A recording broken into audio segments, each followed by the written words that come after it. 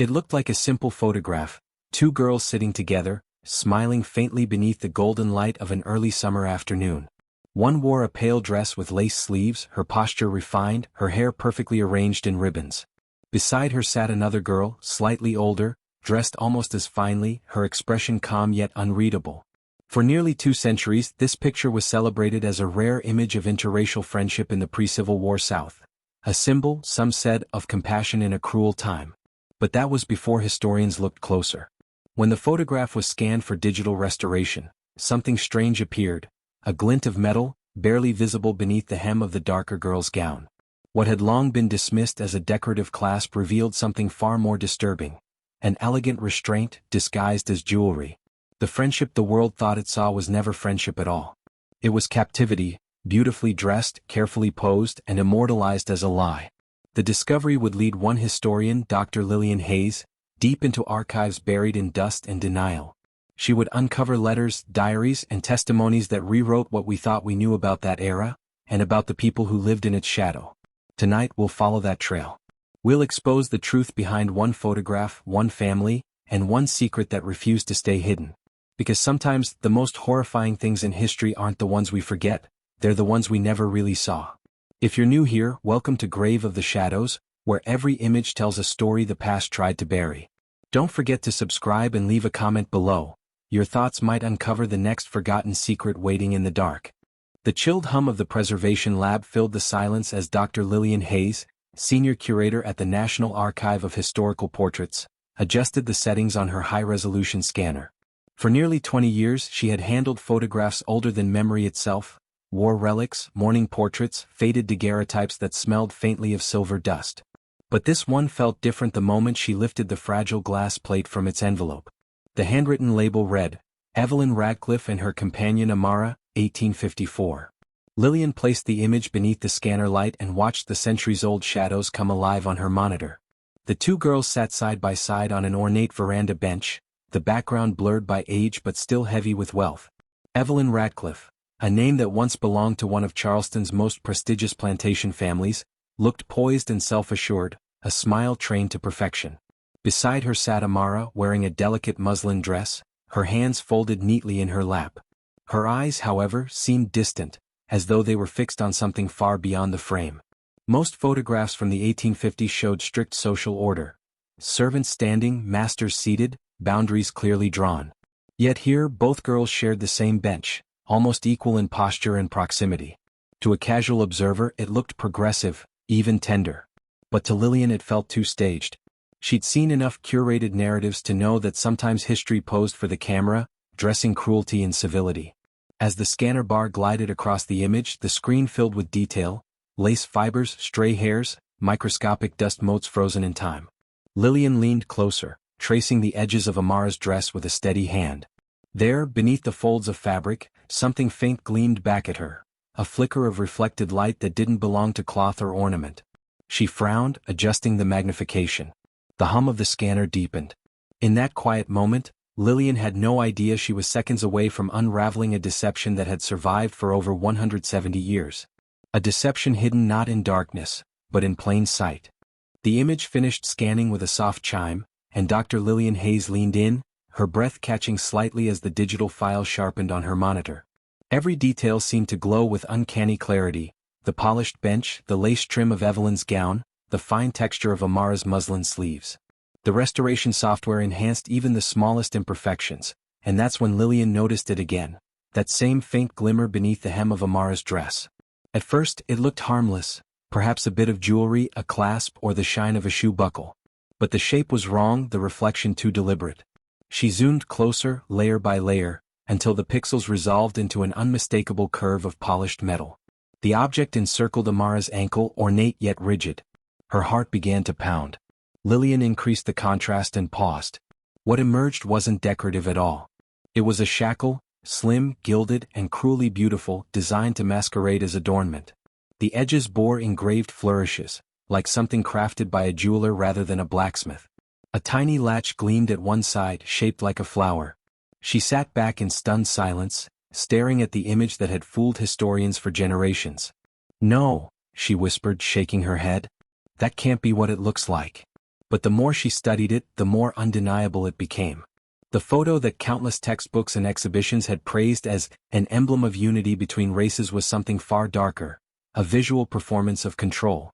Amara wasn't Evelyn's companion in friendship. She was her property in disguise. Lillian's hands trembled as she compared the scan to the original photograph under magnification. The faint outline of the restraint was there, pressed faintly into the muslin. The illusion had been perfect, delicate, hidden, deliberate. She pushed away from the workstation, feeling the chill of realization settle in. Somewhere between science and sentiment, history had buried a lie now resurrected by the hum of a digital scanner. She reached for her recorder and spoke softly, documenting her observation. Subject: Radcliffe photograph 1854. Initial classification: social portrait. Revised classification: possible evidence of ornamental restraint. The words hung in the air, heavy and irreversible. And deep down, Lillian knew this wasn't just about one photograph. It was the beginning of a much larger truth, one that history had polished, framed, and displayed as beauty.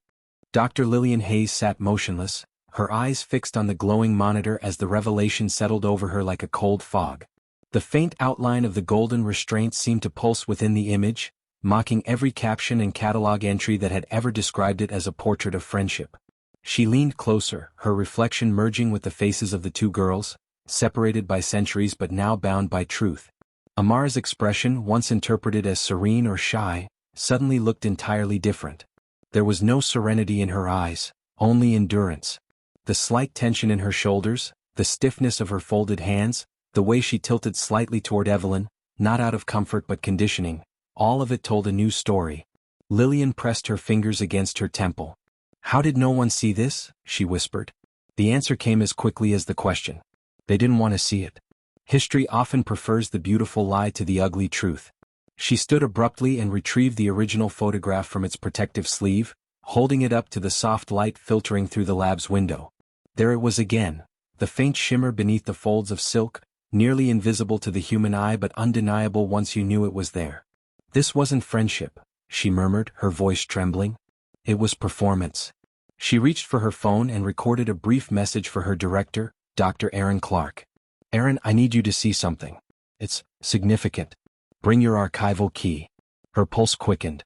The photograph, once praised as a symbol of progress, had transformed into evidence of captivity. And now, the question echoing in her mind wasn't what had been hidden, but how many others like it were still waiting to be found. Dr. Aaron Clark arrived within the hour, his usual calm replaced with quiet urgency. Together, he and Lillian sat before the screen, reviewing the scan in silence. When the image sharpened on Amara's ankle, Aaron exhaled slowly. "That's not a clasp," he said. "No," Lillian replied. "It's something far worse." They moved to the climate-controlled basement archives, a maze of gray cabinets and flickering fluorescent lights. The Radcliffe collection, acquired by the museum in 1976, occupied an entire aisle. Lillian unlocked a drawer labeled Private Correspondence 1840 to 1860. Inside lay bundles of letters tied with blue silk ribbons, the handwriting looping and elegant, untouched for decades. She began reading aloud from one letter dated June 3, 1854. "My dearest Margaret, Evelyn is delighted with her new companion, Amara. The girl is quick, graceful, and speaks beautifully for her kind. Mr. Radcliffe has ensured she remains both loyal and refined through a most ingenious design. The bracelet he commissioned will keep her close, yet appear as a token of affection. It is a mercy really, far gentler than the crude irons used by others." Aaron closed his eyes briefly, disgusted. "They wrote this like it was etiquette. Like cruelty dressed as elegance," Lillian murmured. They kept reading. Each document peeled back another layer of deception, ledgers listing house companions purchased at premium prices, receipts from Charleston jewelers describing decorative restraints for domestic attendants, and a handwritten inventory noting companion jewelry, gold filigree anklet, fitted with hidden lock. The room felt smaller with every page. "This isn't an anomaly," Aaron said finally. "It's a practice, codified, purchased, perfected." Lillian nodded, her voice low. "And photographed. That's what makes it dangerous. These weren't private cruelties, they were public illusions. Every portrait like this one told the same lie, of harmony between oppressor and oppressed." She retrieved an acquisition report from 1976. The Radcliffe descendants had described the image as Evelyn Radcliffe and her beloved childhood friend, Amara, circa 1854. It had been displayed at heritage exhibitions, even printed on the museum's old brochure titled, Moments of Grace in Antebellum Life. Lillian set the paper aside. We've been showing people a fairy tale built on a shackle. Aaron rubbed his temple. We'll need to authenticate this carefully, dates, materials, provenance. If we're right, we could be rewriting a chapter of social history. Lillian nodded. Then let's start rewriting. She opened a digital folder and began cataloging the discovery. Artifact ID, R1854, P2. Classification, daguerreotype photograph. Subject, Evelyn Radcliffe and Amara, enslaved companion. Annotation, evidence of ornamental restraint and social falsification. The cold hum of the archive filled the silence again. Somewhere above them, tourists wandered the museum's marble halls, gazing at portraits of the past. But here, in the dim light of the basement, history had finally spoken, quietly, precisely, and with the weight of truth. And for the first time in her career, Dr. Lillian Hayes realized the past wasn't preserved to be admired. It was preserved to be interrogated. 2 nights later, Lillian sat alone in the museum's digital research room, her screen bathed in pale blue light. She had spent hours searching through the Federal Memory Project archives, a collection of testimonies recorded during the 1930s from formerly enslaved people. The key, she believed, lay not in ledgers or letters, but in a voice that had survived. Her eyes flicked across a list of digitized transcripts until one name stopped her. Amara Johnson, age 95, recorded in Chicago, 1936. The birth year and origin matched perfectly, Charleston, South Carolina, 1841. Lillian's heartbeat quickened. She clicked the file. The first line appeared in faded type. I was bought to be a friend, not a servant, so they said. The words pulled her in. Amara's account was clear and composed, her diction elegant but weighted with pain. Miss Evelyn was 12 when they brought me to the house. They told me my duty was to keep her company, learn her lessons, laugh when she laughed. They dressed me like her, fed me at her table, yet I never forgot what I was. They said my gold bracelet made me special. But a chain is a chain even when it shines. Lillian read on, her throat tightening. At night they locked it. The key hung on Madame Radcliffe's chain with the family crest. In the morning she would unlock it, polish it, and tell me, "Smile, Amara. You are our little angel." There were moments of eerie tenderness, Evelyn reading poetry aloud, Amara braiding her hair by lamplight, but always the undercurrent of ownership lingered. Miss Evelyn cried once when I asked if I could visit my mother's quarters. She said she wished I didn't belong to anyone. I told her she could make that true. She said nothing after that. Lillian scrolled further. The next passage stopped her breath. When war came, the chains turned to fear. Mr. Radcliffe fled with the silver, and I hid the bracelet under the floorboards. I ran north with a group of freed women. I kept a small scar on my ankle where the gold cut me when I walked. I still feel it when it rains.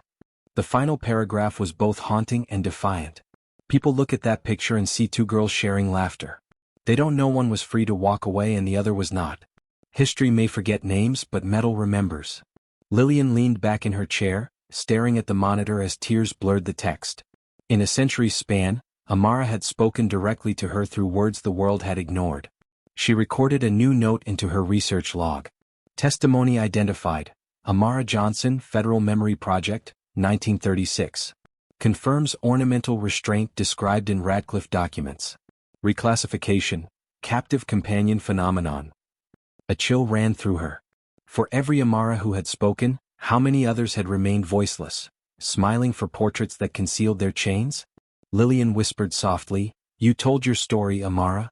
Now the world will finally listen." She closed the transcript and sat in silence, the hum of the computer steady like a heartbeat. Outside, night had fallen over the city, but in that room filled with the ghosts of memory, one voice from the past had found its way into the light. By morning, the museum's conference room was filled with quiet tension. A row of curators and directors sat around the polished oak table, the faint hum of the projector the only sound. On the screen glowed the enhanced image of Evelyn and Amara, zoomed close enough to reveal the ornate restraint. Dr. Lillian Hayes stood beside the display, hands clasped in front of her. "This isn't just a portrait," she began, her voice steady. "It's documentation. The Radcliffe photograph doesn't show friendship. It shows ownership disguised as affection." A murmur rippled through the room. Dr. Aaron Clark nodded, adding, "The letters confirm it. The anklet was an intentional restraint. The family even commissioned it from a jeweler in Charleston. And now, with Amara's 1936 testimony, the narrative becomes irrefutable. From across the table, Richard Hammond, the museum's director, frowned.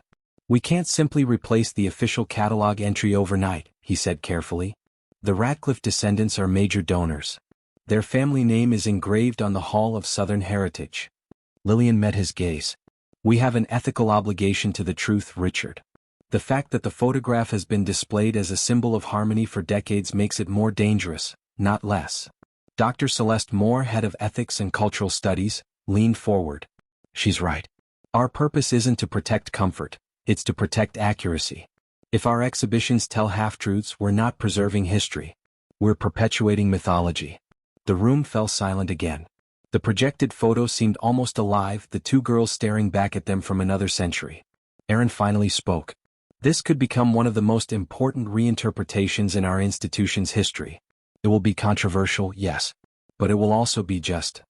Richard sighed, rubbing his chin. "If we move forward, we'll need a public statement. Press inquiries. Board approval. Are you ready for that level of scrutiny?" Lillian glanced at the image once more. Amara's calm eyes, the faint glint beneath her dress, the illusion of equality frozen forever. "Yes," she said softly. "Because the truth doesn't belong in the basement." The decision wasn't final, but the silence that followed carried a new gravity. For the first time in decades, the museum wasn't discussing how to display history. It was discussing how to redeem it. Over the following weeks, the museum transformed into a hive of quiet urgency. Lillian and Erin assembled a small research team to verify whether Amara's experience had been an isolated tragedy or part of something far larger. Joining them was Noah Patel, a digital imaging analyst with a sharp eye for anomalies, and Dr. Miriam Hall, a social historian who specialized in antebellum domestic culture. The team began by feeding the museum's entire 19th-century portrait database into Noah's analysis software. His algorithm scanned for visual markers, poses, jewelry shapes, metal reflections near ankles and wrists, that might indicate concealed restraints. "If this pattern existed," Noah said, "it'll leave a digital fingerprint." After 2 weeks, the results stunned them. 42 portraits from across the southern states triggered similar alerts. Many were already published in heritage collections, labeled as family friendships or household portraits. In several, the reflection patterns were identical to Amara's anklet. One image from Savannah showed a young black boy seated beside a white child, his hand resting awkwardly over something hidden beneath the cuff of his sleeve. Another, from Virginia, revealed a faint circular outline near the wrist of an elegantly dressed girl, perfectly symmetrical, too perfect to be accidental. Dr. Hall cross-checked estate ledgers, diaries, and auction notes. "They called them companions," she explained grimly. "Bought specifically for their children, tutored, dressed, and restrained so they could never leave. It was seen as civilized compared to field labor." Lillian listened in silence, every new revelation deepening her resolve. "They disguised cruelty as care," she said. Every photograph was an advertisement for moral hypocrisy. Erin traced a map on the wall, pinning colored markers at each discovery. Clusters formed: Charleston, Savannah, Richmond, Baton Rouge. "This wasn't a family quirk," he said. "It was a social practice. Hidden in plain sight." Their findings spilled beyond the museum. Partner institutions began checking their own archives, and within weeks, additional evidence surfaced: letters referencing decorative restraint commissions, invoices for gilded child bracelets, and diaries that praised the elegance of controlled companionship. One entry, dated 1857 from a Virginia planter's wife, chilled them all. "Little Mary adores her companion Ruth. The silver cuff fits perfectly, guests find it charming. Such refinement makes servitude appear almost divine." Lillian closed the journal slowly. "Almost divine," she repeated, her tone hollow. The table fell silent. The illusion of benevolence had been woven into culture, reinforced through every photograph, every polite phrase, every lie that time had varnished as grace. "We're not just uncovering images," she said finally.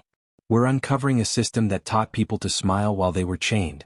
It was a rainy afternoon when the museum's receptionist called Dr. Lillian Hayes to the front desk. "There's someone here to see you," she said, lowering her voice. "She says it's about the Radcliffe photograph." Waiting in the lobby stood a middle-aged woman holding a small velvet-lined box. Her expression carried the weight of generations. "Dr. Hayes?" she asked softly. My name is Clara Johnson. Amara Johnson was my great-great-grandmother. The world seemed to still for a moment. Lillian gestured her into her office, where the woman placed the box carefully on the desk. When she opened it, the light caught a gleam of gold, faded, tarnished, yet heartbreakingly familiar. Inside lay a delicate anklet, thin as ivy, its surface etched with filigree vines. But at the clasp, a small locking hinge gleamed coldly through the polish. "This was passed down through my family," Clara said, her voice trembling. "My grandmother used to call it the Golden Promise. She said Amara hid it after she escaped and kept it until she died. I never knew what it really was until I saw your article." Lillian leaned forward, her throat tight. "It's the same design," she whispered. "Down to the engraving." Clara nodded. "When I first saw that photo, I thought my ancestor had finally been remembered with dignity. But now, I realized she was remembered as someone's property." She paused, steadying her breath. "I wanted you to have this. It belongs with the truth, not in a jewelry box." Lillian carefully lifted the anklet with gloved hands, turning it beneath the lamp. The mechanism was flawless, crafted for beauty, not mercy. She looked up at Clara. "Your great-great-grandmother's courage made this discovery possible. Because she told her story, we can finally set it free." Clara smiled faintly through tears. "Then let's make sure no one ever calls it pretty again." As Clara left, Lillian set the anklet beside the digital scan of the photograph. Two artifacts, one of metal, one of memory, united across time to expose a truth too long hidden behind the veil of civility. 6 months later, the museum's main gallery no longer felt like the same institution that had once celebrated the Radcliffe family's refined legacy. The air buzzed with anticipation as camera crews, journalists, and scholars gathered for the opening of the new exhibition, Hidden Bonds, The Illusion of Friendship. Soft lighting bathed the space in gold and shadow, mirroring the duality of the story itself. At the center stood a life-size projection of the 1854 photograph, its details restored to haunting clarity. Visitors could press a nearby button to reveal the enhanced scan. When they did, the faint shimmer beneath Amara's dress lit up, exposing the truth that had slept beneath varnish and glass for almost 2 centuries. Beside it, displayed in a secure glass case, rested Amara's anklet, the same piece that Clara Johnson had entrusted to the museum. The metal gleamed faintly under the lights, its surface etched with filigree, its hidden lock frozen mid-turn. The placard read, "Ornamental Restraint, C.Point 1854, donated by the descendants of Amara Johnson. Symbol of a friendship that was never free." Dr. Lillian Hayes stood quietly off to the side as guests moved through the room, pausing at each display. Photographs from other plantations lined the walls, each one reinterpreted after months of digital and historical analysis. Some visitors gasped softly when they noticed the disguised restraints. Others simply stood in silence, hands over their mouths, as if unsure how to breathe in the presence of such truth. The exhibit concluded with a section titled, "The Voices That Endured." A softly looping audio recording played excerpts from Amara's 1936 testimony, her words echoing through the gallery. "They called it a bracelet. I called it my chain. And still I survived to tell." Clara Johnson attended the opening as an honored guest, her eyes glistening as she watched visitors stop at her ancestors' display. "She's finally seen," Clara whispered to Lillian. A reporter from the Washington Chronicle approached, microphone poised. "Dr. Hayes, what do you hope visitors take away from this exhibition?" Lillian's gaze drifted toward the photograph. "That history is not a story we inherit, it's a truth we must face. These images remind us that even beauty can hide cruelty, and that empathy begins with seeing clearly." As the crowd dispersed and the lights dimmed for the evening program, Amara's image remained illuminated on the screen, her eyes meeting those who lingered behind. For the first time, she was no longer an artifact. She was a witness. The exhibition's success spread quickly, but so did the discomfort it stirred. Within weeks, the museum received a formal letter from the Radcliffe family estate, requesting an urgent meeting. Dr. Lillian Hayes had expected it. Truth, once uncovered, rarely arrived without resistance. The meeting took place in a boardroom layered with mahogany and unease. Across from Lillian sat Margaret Radcliffe, an elegantly composed woman in her 70s, her silver hair pinned neatly beneath a hat. Beside her, her granddaughter Elena Radcliffe fidgeted nervously with her pen. Their family attorney, a severe man with rimless glasses, opened a folder. "This exhibition," he began, "casts the Radcliffe legacy in a deeply defamatory light. The family's name is synonymous with cultural philanthropy. Surely you understand the harm caused by such insinuations. Lillian met his gaze calmly. Nothing here is insinuated, she said.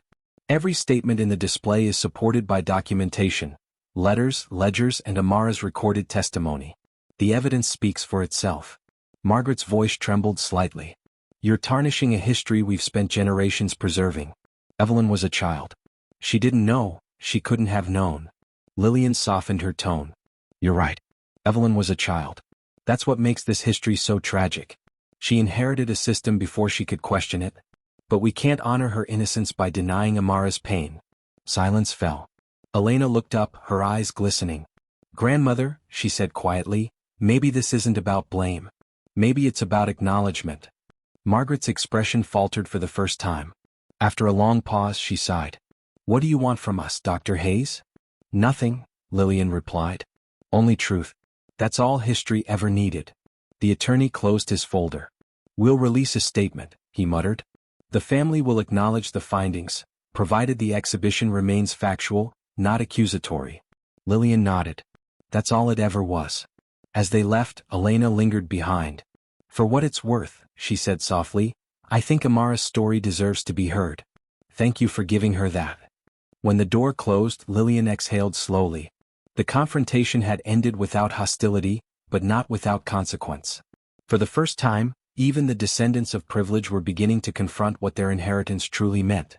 Several months after the exhibition's debut, a small package arrived at the museum's research department addressed to Dr. Lillian Hayes. The sender's name caught her eye, Elena Radcliffe. Inside the parcel was a handwritten note. Dr. Hayes, I found this while helping my grandmother sort through the old family archives. It belonged to Evelyn. She wanted it destroyed. I think it deserves to be read. Maybe it will help finish what you started. Beneath the note rested a fragile leather-bound diary, its cover cracked with age. The initials ER were etched in faint cursive. Lillian opened it carefully, and the faded ink began to whisper across the pages, the lost voice of the girl who had once smiled beside Amara. The entries were simple, sometimes childlike, but haunting in their sincerity. Amara knows all my poems by heart. She reads faster than I do, but Mama says I must not let her forget her place. I wish she didn't have to wear the bracelet. I asked Father if we could take it off, but he said rules are what keep good order. I told Amara it was pretty even if she hates it. She only nodded. Sometimes I think we are both trapped. She by the chain and I by the world that made it. Lillian paused, her hand trembling slightly over the final line. The realization was devastating and profound. Even Evelyn, protected by privilege, had sensed the moral fracture she was born into.